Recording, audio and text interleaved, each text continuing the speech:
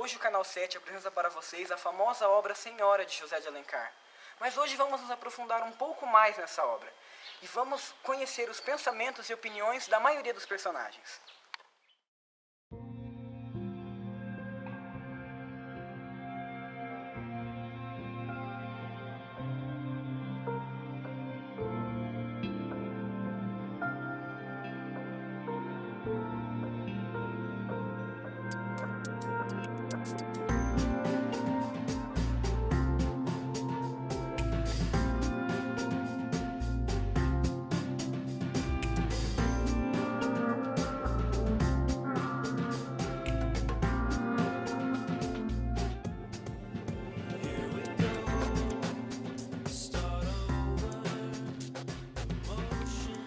Pode ser?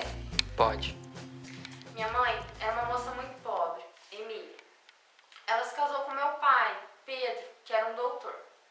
Meu avô, Lourenço Camargo, não sabia do casamento deles.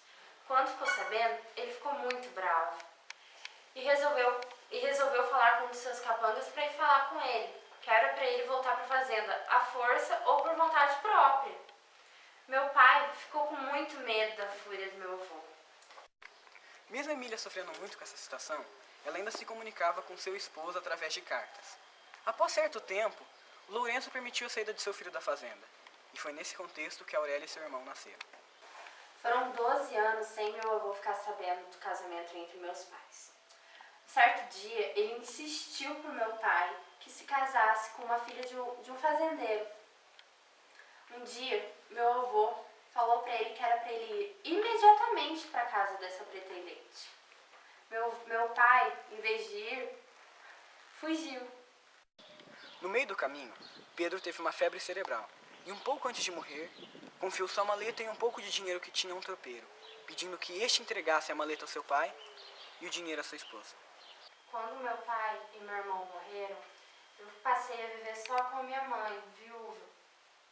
Ela pensava que ela ia morrer sem antes me ver casada.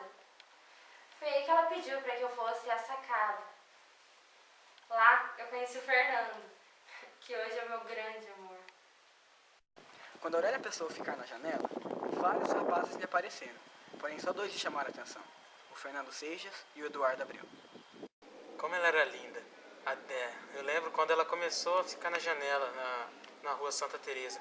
Era uma das moças mais bonitas que eu já tinha visto. Vários rapazes atravessavam a cidade só para olhar pro rosto dela. E era impossível passar ali sem fitar os olhos no rosto daquela linda jovem. Depois que a gente começou a namorar, depois de um tempo eu pedi ela em casamento.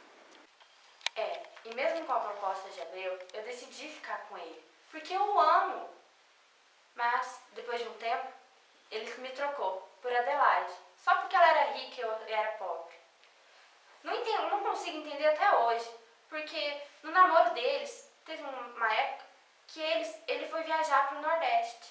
Não consigo entender isso. Bom, eu tava namorando a Adelaide já fazia algum tempo. Mas eu comecei a perceber que eu tinha sido muito idiota de ter aceitado o namoro só por dinheiro.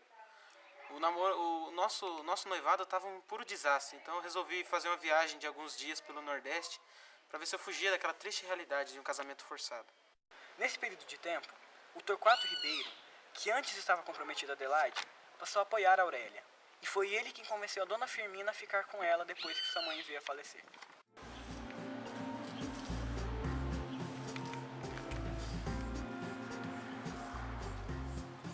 A Aurélia é um doce de pessoa. Só agora eu entendi o porquê do Dr. Torquato ter me pedido para ficar com ela. Porém, tudo mudou quando Aurélia descobriu que era herdeira da fortuna do seu avô, que tinha deixado um papel com ela, no qual a fazia sua única e universal herdeira. Seu tio, o Lemos, Toda. logo foi atrás de um juiz de órfãos para fazer dele tutor de Aurélia. No início, Aurélia pensou em revoltar-se contra essa situação, porém logo mudou de ideia ao perceber que seria bom ter um tutor que ela pudesse manipular. Essa riqueza transformou Aurélia numa mulher extremamente rica, e logo ela se tornou a rainha dos salões. Foi então que o Lemos entrou em ação. Certo dia, minha sobrinha Aurélia me convocou para uma reunião nessa casa. O assunto era o casamento dela. Ela queria que eu oferecesse uma quantia maior do que a Adelaide havia oferecido para o Seixas. Eu fui que nem uma marionete e fiz o que ela havia pedido. Fiquei tão feliz quando o Lemos veio me trazer aquela notícia de um possível casamento, pois eu poderia agora sair daquele casamento com a Adelaide e tentar uma coisa nova com outra pessoa. E ele me ofereceu 100 conto de réis, mas novamente eu pensei mais com o bolso do que com a cabeça. E já pedi logo 1/5 do valor para eu poder já gastar antes do casamento. A intenção da Aurélia era só me manipular para se vingar do seu ex-namorado. Finalmente chegou o dia tão esperado. Seixas pôde então contemplar o rosto da sua noiva, que para sua surpresa era Aurélia. Mais feliz ainda eu fiquei quando eu cheguei na cerimônia do casamento e vi que era a Aurélia, o amor da minha vida, lá me esperando. Nossa, aquilo até deu um calafrio. E então, depois de eu ter declarado todo o meu amor para ela, no quarto, na noite de núpcias, ela me entregou o restante do dinheiro e disse que eu era apenas uma mercadoria para ela. E que naquela noite a gente já começaria a dormir em quartos separados. Confesso que naquela noite eu chorei. A partir desse dia, Aurélia e Seixas passaram a fingir seu relacionamento, tanto nas visitas quanto em casa. E Aurélia sempre tratava Seixas friamente, com ironias e sarcasmos. E isso virou rotina, nos passeios diários no jardim, na sala de estar, na sala de jantar, na saleta de conversa, entre outros lugares.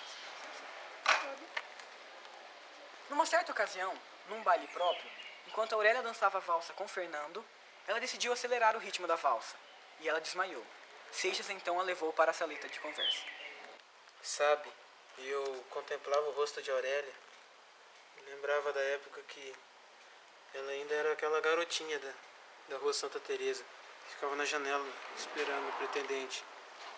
E todos os rapazes passavam por ali. Cara, você quer parar de gravar? Não, tô bem. E todos os rapazes passavam por ali e deixavam um suspiro contemplando o rosto dela. E agora eu olhava para ela e lembrava que ela era minha senhora. Naquela noite, quase houve uma reconciliação. Quase houve uma reconciliação entre eu e Fernando. E assim a história continuou, entre ironias e sarcasmos, ciúmes por parte de Aurélia e vice-versa, e entre olhares e palavras frias. Até que Seixas encontrou um homem na rua que mudou totalmente o rumo dessa história. Bom, eu tava caminhando pro meu trabalho. Mas que trabalho? Esse aqui, ó. E daí um homem veio e me lembrou de um velho investimento que eu tinha feito em umas minas de cobre. E falou que o investimento tinha gerado lucros, cerca de 15 conto de réis. Então, imediatamente, eu todo feliz fui atrás dos documentos para poder fazer o saque desse dinheiro.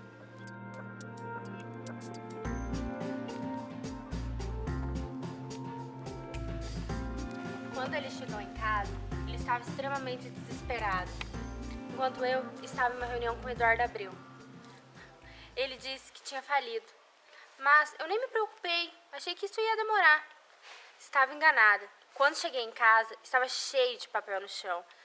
Mal sabia que aquele dia seria decisivo para o meu relacionamento. Depois de receber o dinheiro, Fernando se dirigiu para casa para jantar. Ele estava com uma grave expressão no rosto e chegou atrasado. Isso era fora de costume, por isso Aurélia estranhou. Depois do jantar, eu chamei a Aurélia para a gente ter uma conversa, em particular no quarto. Então eu contei o que tinha acontecido naquele dia e paguei a ela todo o valor do dote. Para minha surpresa, ela aceitou aquilo calmamente, como se tudo se tratasse apenas de um acordo comercial. Eu parecia calma, mas na verdade eu estava tensa. Eu tremia muito. Depois de ele ter falado, decidi contar para ele que ele sempre foi o meu amor. Foi quando eu entreguei o papel em que falava que ele era meu único herdeiro e que para mim o dinheiro não valia mais de nada. O que valia era o amor do meu Fernando.